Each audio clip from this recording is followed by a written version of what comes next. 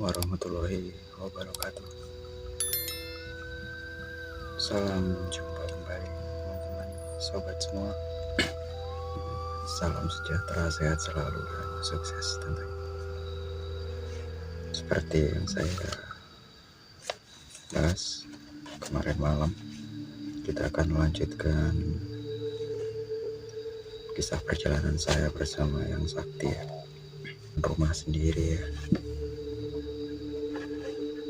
Dan kebetulan agak jauh dari rumah saya. Dia membeli pekarangan itu di dekat kuburan, dan kebetulan kuburan itu angker, juga memiliki sejarah atau cerita, dan saya sempat, karena saya masih tinggal di situ, jadi saya sempat benar tahu detail itu pemakaman angker itu. Sebelumnya sih nggak angker teman-teman, tapi itu kita bahas nanti. Nah, semakin akrab, jadi saya juga sering mainnya bertandang ke rumah yang tadi. Jadi hubungan kami semakin erat. Nah, ini berawal dari pembagian rapor sekolah teman-teman. Jadi semester pertama itu saya agak kecewa karena saya lihat rapor saya itu ada merahnya teman-teman. Cukup memalukan sekali. Jadi saya tuh curhat lah kayak yang tertawa. Makanya belajar katanya. Dan saya tuh bermaksud bagaimana biar nggak repot, terus kemudian biar nilai saya tuh bagus lagi gitu. Adakah jalan alternatif ya?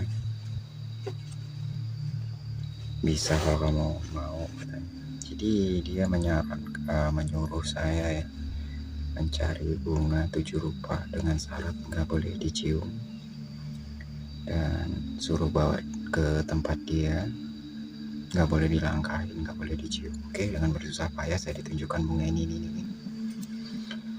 Setelah dapat ya, keliling desa dapat, dan saya bawa ke tempat eyang. Di situ saya diajak masuk ke ruangan khususnya, ruangan pribadi. Wow, aroma yang menyengat, bau macam-macam ya, dari bau dupa, kemenyan, aneh-aneh. Di situ terlihat peti besar, sepertinya di dalamnya itu banyak benda-benda bertuah yang saya nggak ngerti. Belum lain-lainnya, sulit dijelaskan, banyak soalnya. Nah itu dia mengambil salah satu keris teman-teman. Ya kerisnya enak sih kalau bagus kayak di film-film gitu ya. Jelek dan berkarat. Itu bunga tadi ditaruh di depan dia yang saya cari tadi. Dia nggak tahu baca mantra apa, dicabutnya itu keris dan dikasih minyak. Saya nggak tahu ya, botolnya kecil tapi baunya sangat menyengat sekali. Itu dioles-oleskan ke pusaka itu tadi sambil nggak berhenti membaca. Itu dioleskan ke bunga hingga karatnya itu ada yang menempel di bunga, dan aromanya teman-teman menyengatnya, bikin pusing di kepala, minyaknya itu sama bau keris itu.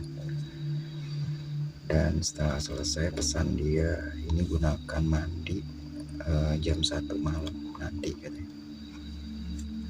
Kalau ada apa-apa jangan takut, teruskan niat kamu dengan baca. Saya diberi sedikit bacaan ya, disuruh menghafalkan, dibaca 3 kali, jangan bernapas. Ya saya cuma bisa mengangguk dan mengiyakan. Setelah pulang benar, waktu ini berlanjut ke semester 2 teman-teman ya. Jadi kelang hampir 1 bulan, ya kurang dari 1 bulan ya. Itu ketika semester 2 benar saya melakukan mandi itu selama 7 hari, karena waktu ulangan itu kan selama 1 minggu ya. Jadi 7 hari berturut-turut saya mandi. Jadi kalau bunga itu habis saya cari lagi dan ke situ lagi seperti itu. Nah ketika jam 1 malam ini mandi teman-teman, apa yang terjadi? Di tempat mandi yang biasa saya mandi itu nggak pernah ada namanya seperti hewan-hewan berbisa, ular, kelabang, itu nggak ada. Tapi malam saya mau mandi, tiba-tiba banyak sekali lipan atau kelabang itu bahkan di samping bak ini tadi teman-teman. Tapi pesen yang tadi, jangan takut, tetap ke niat kamu. Sebenarnya ya takut sih, karena tahu sendiri itu kan bisa nyengat atau gimana, tapi saya nggak peduli. Jadi tetap saya aduk itu bunga untuk persiapan mandi. Dan rumahnya teman-teman itu cukup banyak, bukan satu ya, ada ular juga tuh di samping bak. Tapi saya cuek baca mantra itu tadi dan mandi. Soalnya ini hewan-hewan ini nggak segesit, nggak logisnya begini teman-teman. Hewan ini nggak seagresif hewan pada umumnya, dia geraknya lambat gitu. Jadi ini pasti ujian saya. Jadi terus saya lanjutkan mandi dan berhasil. Dan selama 7 hari itu kejadiannya hampir sama. Selalu ada hewan-hewan yang nggak saya sukai di tempat mandi. Saya itu agak bandel dan kurang percayaannya. Jadi saat semester itu saya benar-benar nggak membaca soal. Jadi benar-benar pilihan di antara A, B, C di setiap pertanyaan itu nggak saya baca soalnya. Memang sengaja saya asal-asalan, saya conteng, selesai dikumpul guru itu sampai heran. Nggak mungkin berpikir secepat itu karena saya nomor 1 selesai. Dan saya cepat istirahat keluar. Jadi saya benar-benar kalau gagal ya bahaya sebenarnya, merah lagi terapor. Tapi ternyata ketika bagi rapor teman-teman semester 2 deh, saya peringkat 2. Padahal benar-benar saya mengisi itu asal-asalan tanpa tahu isi pertanyaannya itu apa. Jadi saya silang. Disitulah saya mulai percaya dengan ini yang benar-benar sakti. Kemudian selain saking akrabnya saya dengan Eyang ini ya, Eyang tuh sering mengajak saya pergi-pergi gitu. Di tempat Eyang ini jarang sepi teman-teman, banyak orang yang minta tolong berobat dan bahkan sering dipanggil keluar daerah. Saat itu kebetulan keluar daerah yang agak jauh ya. Disitulah seperti saya ceritakan di kisah awal, semenjak saya memiliki perjalanan atau kenal dengan Eyang Sakti ini, banyak kejanggalan atau hal yang gak masuk di akal ya. Hari itu kebetulan diajak keluar daerah yang agak jauh mau mengobati orang teman-teman. Mungkin sekitar perjalanan 1 hari ya, 1,5 hari, 1 hari 1 malam. Ini saya naik motor sama Eyang dan pakai motor Eyang itu. Jadi membawa perlengkapan dan persiapan, berangkatlah kami berdua. Di situ di tengah perjalanan ya, dia menyuruh saya memeluk dia erat-erat, pejamkan mata dan jangan lihat ke belakang. Serius kata dia, itu seperti menegaskan sesuatu yang nggak boleh main-main ya. Jadi saya nurut, bener ya, jangan melihat ke belakang, nanti kalau kamu melihat ke belakang kamu tanggung sendiri resikonya. Enggak Yang, ya saya nurut. Jadi saya peluk dia erat-erat dan saya memejam mata ya. Dalam perjalanan itu kan terasa ya getaran-getaran kerikil atau jalan tidak rata kalau kita sedang naik motor meskipun dibonceng ya. Perlahan-lahan getaran-getaran itu mulai hilang, halus, dan seperti ingatan kita itu seperti agak terputus, seperti mau terlelap tidur gitu perasaan saya. Ini saya rasakan kayak gitu. Kemudian kita itu seperti naik motor di turunan gitu, di jantung tuh rasanya. Kemudian tidak lama ya, halus, rasanya tuh halus seperti terbang teman-teman. Tapi sulit dijelaskan ya. Nah, singkat itu tiba-tiba langsung saya tuh kayak tadi tuh kayak tertidur sesaat gitu ya. Tapi sebenarnya masih sadar posisi, masih memeluk dan masih ingat disuruh mejem tadi ya. Itu mulai terasa lagi getaran-getaran kerikil di roda motor tadi, dan getaran-getaran, dan mulai terdengar suara-suara lagi jelas. Dan sudah katanya. Ketika saya buka mata, saya itu udah gak tahu itu di daerah mana. yang udah mendekati tempat orang berobat yang memanggil berobat tersebut. Jadi perjalanan itu nggak sampai memakan waktu berjam-jam, cukup singkat sekali. Jadi di situ yang agak aneh, ternyata Eyang ini seperti punya ilmu yang apa ya, seperti melipat bumi atau apa namanya itu, ada itu namanya. Nah, sepulang dari situ teman-teman, oke, singkat, mengobati orang ya begitulah ceritanya, disambut dengan baik dan mencari persyaratan ini dan itu. Ya saya hanya duduk diam. Sepulangnya dari situ sama, saya disuruh seperti itu lagi agar tidak terlalu memakan waktu mungkin. Saya yang lebih suka perjalanan malam daripada siang. Dan ketika pulang itu sudah hampir jam 10 malam teman-teman ya, sampai rumah. Itu terdengar riuh atau gaduh di tempat tetangga pada ngumpul gitu. Jadi kita heran kan, jadi agak tergesa-gesa karena Eyang dan saya itu penasaran ada apa ya. Jadi setelah beres-beres ke rumah langsung ke tempat tetangga tersebut. Sebelum kita itu mau keluar, ada tamu ya, termasuk istri Eyang juga, itu udah bilang kalau tadi dicariin sama tetangga sebelah agak jauh ya, itu katanya ada yang kesurupan gitu. Jadi datanglah, saya ikut juga itu.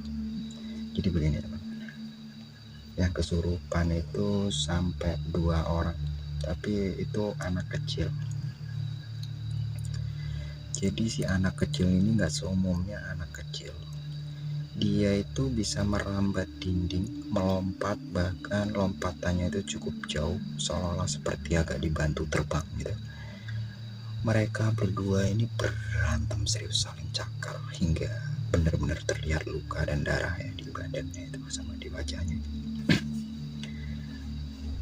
Terdengar jelas dan saya melihat ya, itu orang tua nggak sanggup teman-teman, karena seperti kuat sekali anak ini tadi. Lompatannya itu benar-benar cepat gitu, dan kalau mau ditangkap dia selalu menghindar, bisa lompat-lompat dari dinding ke dinding berduanya. Jadi kita kewalahan untuk menghentikan itu orang tua tuh.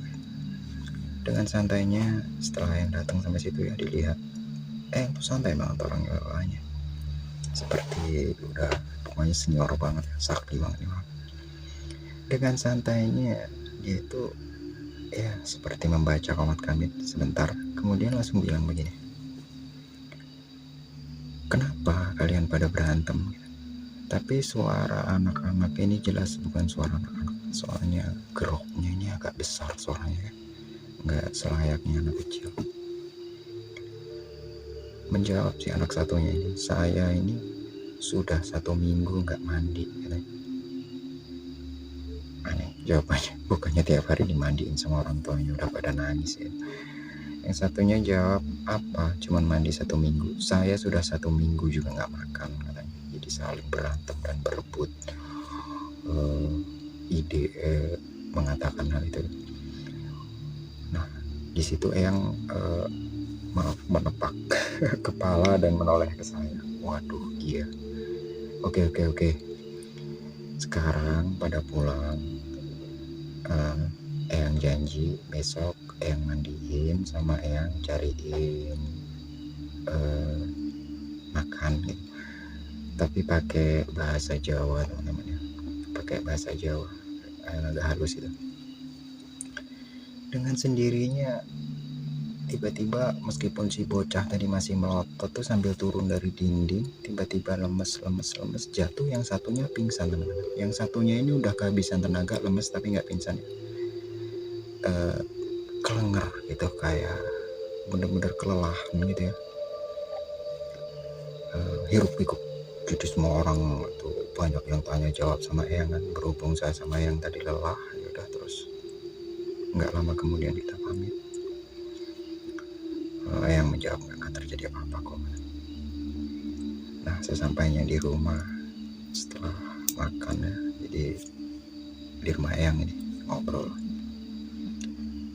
Gur, besok saya bisa minta tolong, ada kayak tadi itu kebetulan saya juga mau tanya sebenarnya ada apa itu tadi itu sebenarnya pegangan Eyang lupa kasih makan, dan seperti itu yang jadi sasaran itu anak-anak, tetangga, atau orang yang sedang lupa. Insya Allah yang saya bantu jika saya bisa. Enggak sulit kok, seperti yang kamu lakukan kemarin, yaitu mencari bunga 7 rupa yang tidak boleh dicium. Kemudian satu lagi, ada tambahannya 2 lagi yang aneh.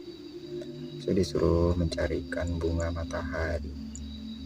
Ini semua bunga ini harus ada aromanya kecuali bunga matahari ini ya. Itu yang mengarah ke matahari terbenam, teman-teman, bukannya aneh. Selain itu saya disuruh mencari kelapa hijau yang tunggal, yang dari keluar dari manggar itu benar-benar cuma 1 biji ya. Dan itu yang menghadap ke selatan. Bukankah ini hal yang repot? Tapi yang bilang ya nanti saya cariin bensin katanya. Insya Allah ya, saya usahakan. Kamu harus dapat ini besok kan. Jadi benar-benar saya sampai nggak berangkat sekolah ya, itu dari pagi saya sambil ke teman-teman minta tolong, di mana kamu pernah lihat ini. Teman-teman ada yang bantuin, akhirnya dapat juga itu. Meskipun sudah hampir jam 4 sore saya nggak beristirahat ya, benar-benar seperti orang terburu-buru. Nah, di situ ya saya mandi, makan di tempat Eyang ya.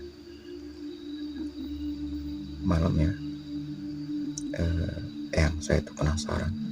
Saya berani karena udah cukup akrab dengan Eyang ini, termasuk dengan istrinya juga. Kamu boleh lihat tapi jangan macam-macam ya. Kalau lihat sesuatu, kalau apa, pokoknya jangan menyentuh dan jangan aneh-aneh gitu ya. Oke, jadi saya setelah mempersiapkan semua itu, Eyang kan di dalam kamar ya, di ruangan khususnya. Saya tuh ikut iseng-iseng masuk melihat gitu. Wow, teman-teman, pusaka Eyang ini bukan 1-2 teman-teman. Saya nggak sanggup gitu, banyak bener, dari peti yang besar, peti yang kecil itu dikeluarin semua. Di situ ada menyan, ada dupa, ada nasi kuning, ingkung, air kelapa, dan banyak bunga, termasuk yang saya cari tadi ya. Itu benda-benda itu dikeluarkan dari kerangkanya semua.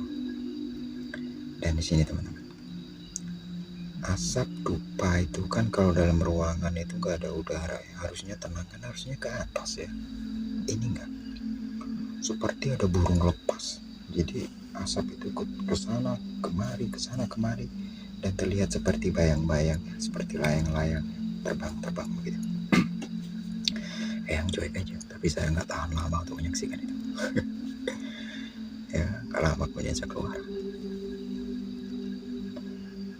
Nah, kemudian seringlah Eyang ini menceritakan lain waktu ya, ketika saya main dan ketika nggak ada tamu.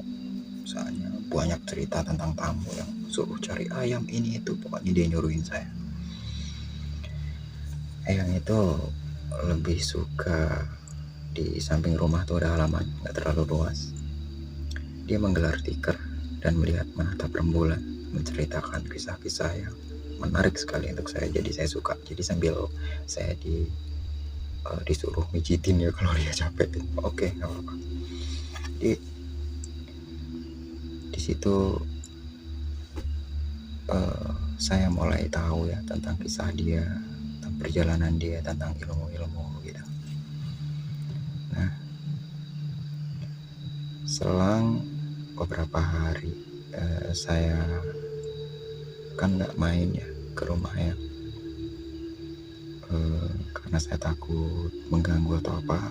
Jadi di situ saya beberapa hari nggak main, ganti main ke teman atau istirahat di rumah. Ini begini teman-teman, saya masih ingat waktu sebelum desain ya, yang sempat komunikasi dengan Kunti itu masih tetap sering main. Nah, kebetulan ini saya beberapa hari nggak tempat saya itu terbangun karena saya kenal dengan ini aroma. seperti bau bunga kenanga teman-teman, dan seperti bau bumbu dapur. Teman-teman tahu, saya rasa kayu manis ya, kayu manis bumbu dapur itu yang ke celup atau direndam air panas pasti mengeluarkan aroma yang agak legit gitu ya. Nah, baunya seperti itu, seperti dicampur dengan bunga kenanga, persis seperti itu. Jadi kalau bau itu pasti si Kunti yang cukup cantik ini. Jadi itu kebetulan malam ya, seperti biasa, genit. Di kamar saya itu lampu mati dan tercium aroma ini. Perlahan-lahan tercium secara perlahan. Akhirnya saya dapat dan benar.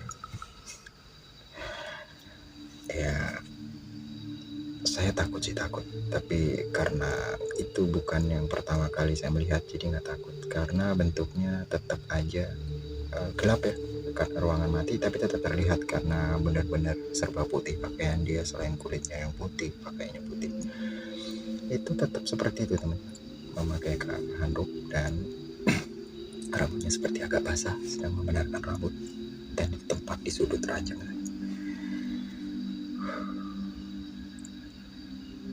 Saya benar-benar takut sebenarnya, cuman saya itu hanya terdengar sayup-sayup dia itu menyanyikan. Kita nggak komunikasi karena saya masih belum berani ya, meskipun sering melihatnya menyanyikan lagu tembang Jawa. Merdu banget suaranya. Saya itu pokoknya lagu Jawa kuno teman-teman, seperti tembang yang menggunakan bahasa Jawa, tapi saya nggak ngerti artinya itu lagu. Kalau orang-orang tua saya pasti tahu. Itu merdu banget suaranya, cuman nggak ada musik-musiknya, nggak ada ya. Suaranya itu terkadang terdengar jauh, terkadang terdengar dekat, dan anehnya lagi, suara si Mbak Kunti ini tadi seperti nggak keluar dari seperti kita bicaranya, seperti dari tenggorokan. Enggak, suaranya itu seperti dari segala arah gitu, jadi nggak keluar dari tenggorokan atau tepat bibirnya gitu, enggak. Di sini bedanya. Kemudian gerakan dia itu enggak seperti manusia lentur begini ya, dia cukup kaku dan perlahan gitu, geraknya tuh santai gitu, dan dia nggak toleh-toleh gitu. Tatapannya tuh tajam ke depan, tapi nggak ada yang ditatap teman. Jadi biasa santai aja dan perlahan-lahan ya. Lama-lama detak jantung saya udah mulai pelan. Terus kemudian itu seperti bayang-bayang, kadang terlihat kadang enggak. Akhirnya tidur juga. Dan esoknya saya langsung main ke tempat Eyang dan menceritakan hal itu. Eyang tertawa bukan main. Kamu suka nggak sama dia? Eyang ini agak sembrono ya, orang ketakutan malah dibilang suka. Dia itu suka sama kamu, maksudnya ya, dia suka dengan orang-orang yang tahu dengan kesukaan makhluk-makhluk gaib. Memang akhir ini saya kan sering cari bunga dan hal-hal yang seperti itu ya, untuk perlengkapan ya. Yang juga cerita kalau itu tuh sering bantuin Eyang gitu, sering disuruh Eyang, tapi makhluk seperti itu jika kita menyuruhnya harus ada imbalan. Tapi benar teman-teman, makhluk-makhluk seperti itu ini jelas Eyang ya, dia konsisten banget, tepat janji. Dia nggak pernah ingkar janji. Seperti kita begini nggak pernah meleset. Jadi cukup tepat sekali ya. Jadi disitulah saya takut bermain-main. Itu ketika saya mijitin kaki Eyang juga di malam-malam tertentu gitu. Tahu-tahu datang, tahu-tahu ada di samping. Jadi setiap saya mengeluh sama Eyang ketakutan, Eyang tuh selalu tertawa. Ini yang saya kurang setuju ya. Sebenarnya saya masih benar-benar takut. Kemudian karena cukup sering ya saya disuruh yang mencari ini dan itu, jadi saya akan terlihat seperti anak liar kesana kemari. Nah, ada beberapa orang yang maksudnya itu sedang musim maling, sering banyak pencurian ya. Jadi beberapa warga ini ada yang curiga dengan tingkah laku saya yang seolah-olah saya kan seperti survei ya, seperti mencari-cari sesuatu, padahal saya mencari bunga untuk keperluan yang ini. Jadi tiba-tiba terdengar informasi, maksudnya info-info isu yang nggak benar ya, katanya saya itu suka mencuri gitu. Otomatis nama saya itu tercoreng. Singkat ini cerita teman-teman ya. Jadi saya tuh jadi jengkel dan pandangan-pandangan warga itu jadi lain ke saya, karena saya terlihat seperti itu ya. Kadang keluar malam, kadang seperti keliling-keliling gak jelas, seperti mencari sesuatu, karena memang benar saya mencari sesuatu. Dan kebetulan sehabis saya keliling tuh ada kehilangan teman-teman, padahal saya benar-benar nggak tahu. Justru saya tahu setelah warga pada isu dari bibir ke bibir ya. Itu akhirnya cukup makan hati juga ya, karena kita nggak merasa melakukan, nama kita jadi tercemar. Disitulah saya mulai terobsesi dan mulai jengkel ya. Sebenarnya saya dongkol dan nggak terima. Saya mau kerjain balik tuh orang biar kapok. Ngapain sih kerjaan ngurusin orang, bukti nggak bisa. Lagi-lagi yang ketawa itu hal gampang. Tapi maksud saya gini ya, saya tidak mau terjadi masalah atau apa, tapi orang itu biar jelas aja ya. Dia ketawa, gampang kan ya. Kamu mau melatih mental sambil kerjain orang gitu. Nah itu tujuan saya. Oke. Jadi saya itu sebenarnya walaupun kurang setuju, karena saya juga takut sama Eyang ya, jadi nurut aja. Jadi saya itu disuruh berpuasa 3 hari teman. Puasa mutih ya, makan nasi doang ya. Oke, berhasil. Setelah itu saya itu diberi bacaan bla bla bla bla bla. Saya sudah tidak ingin mengingat lagi baca-bacaan hal seperti itu.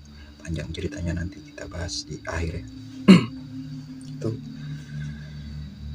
jadi sesudah beduk maghrib itu saya harus sudah ada di gerbang makam.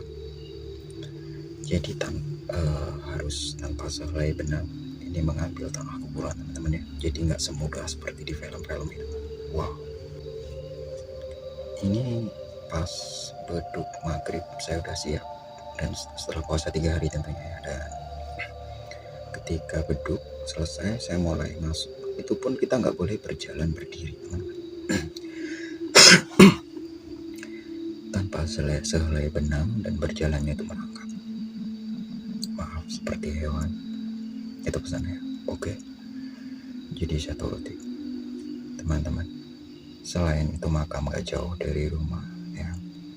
Makam itu saya tahu makam itu makam angker teman-teman. Karena saya tahu ada cerita apa di makam itu. Nah itu baru saya mulai masuk sekitar 3 langkah ya. Langkah itu saya melihat perbedaan yang ekstra itu makam. Jadi makam itu tuh seperti terdengar seperti tahun baru, petasan di mana-mana, suara riuh. Kemudian di sudut sana ada suara jerit tangis memilukan. Di sebelah kiri ada seperti suara orang disiksa. Jadi suaranya itu campur aduk teman-teman. Bukan cuma merinding teman-teman, saya itu sampai dengkul-dengkul ini ikut bergetar semua ya. Tapi lagi-lagi saya pernah mandi bunga tengah malam itu. Ini hanya ujian. Jadi saya tetap aja fokus. Meskipun suara bisikan dan seperti angin itu benar-benar saya rasakan. Sebenarnya gak ingin hal seperti itu terulang teman-teman. Tapi karena udah terlanjur ya. Terus dari makam yang saya tuju, dan ini makam saya harus tahu namanya siapa dan si bin siapa ya. Baca mantra bla bla bla bla bla. Dan cuma ngambil tanah teman-teman, tanahnya. Saya kira segampang ambil terus masukin gitu terus pergi. Wow, nggak semudah itu.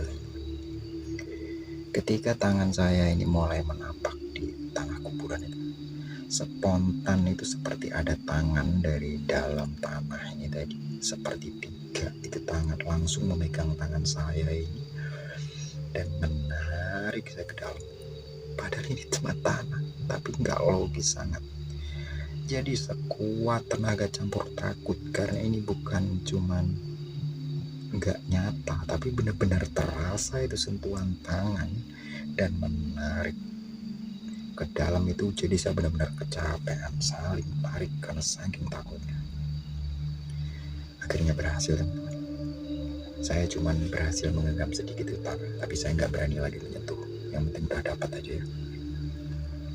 Nah itu saya masukin ke kain yang udah dibekali sama Eyang. Oke, saya keluar. Darah saya rasanya tinggal 1/4%, teman-teman, karena gemetaran. Bukan cuman keringetan campur, wow, langsung rasanya tuh lapar banget bawahnya. Sesampainya di rumah, lagi-lagi yang itu cuma menepuk pundak saya dan tertawa.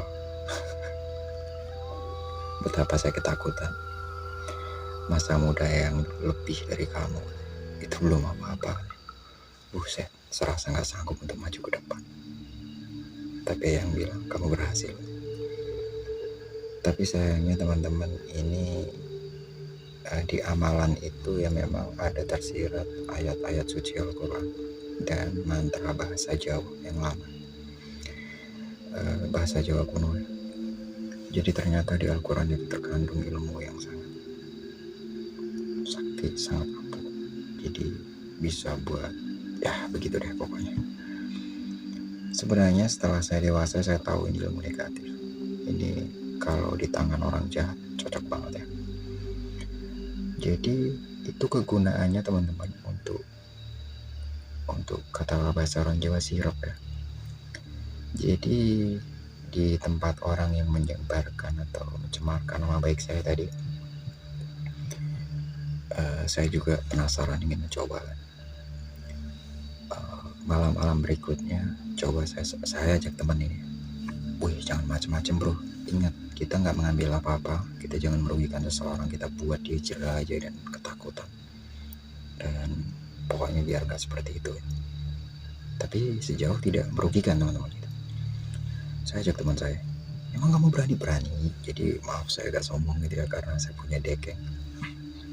Saya sebar itu tanah depan rumah dia. Jadi ketika saya masuk, saya kan udah diajarin sama yang tadi ya, semua orang itu ada yang sedang duduk, ada yang sedang tidur, pokoknya seperti aktivitas biasa, tapi seolah-olah waktu itu seperti terhenti, teman-teman. Jadi dia tuh cuma melotot bengok kalau yang belum tidur ya. Melihat kita masuk itu dia biasa aja santai, seperti nggak melihat itu, seperti nggak ada kita, tapi dia nggak bergerak sama sekali. Saya udah persiapkan itu pilok ya, saya pakai pilok merah. Jadi dinding atau ada hiasan-hiasan itu saya pilok semua, saya silang-silang, saya gambar tengkorak, saya tulisin fuck you dan lain sebagainya. Pokoknya biar besok dia repot ngecat lagi tuh dinding, biar punya kesibukan, kapok, biar nggak ngurusin orang terus ya. Setelah itu pulang sambil tertawa, cukup agak puas karena dia nggak tahu siapa pelakunya. Lain berikutnya teman-teman, teman saya itu agak sembrono ya, bro boleh saya minta syarat kamu itu? Saya tanya ke Eyang, apakah ini kegunaannya bisa untuk orang lain ya? Itu sudah berguna untuk siapapun. Itu jika orang-orang nggak tahu, oh maaf, itu ada harganya katanya, karena kamu nggak sembarangan ngambil itu berhasil katanya. Jadi digunakan oleh teman saya. Kebetulan mungkin niatnya juga kurang bagus ya, karena dia menyukai anak seseorang gitu. Tapi kebetulan ayahnya ini orang yang ahli beribadah. Jadi ketika tanah itu disebarkan, ini saya nggak ikut ya, dia ke rumah saya kemudian cerita, bro bener barang yang kamu bawa ini, tapi kelihatannya orang itu nggak seperti orang pertama yang kita kerjain. Ketika saya menyebarkan itu, mendadak tanah ini seperti dibakar dan mengeluarkan asap. Saya ketakutan dan seolah-olah saya itu kayak ada udara yang menyerang saya gitu dari arah rumah dia. Jadi hal-hal yang aneh ya, Nah, saya balik cerita ke Eyang.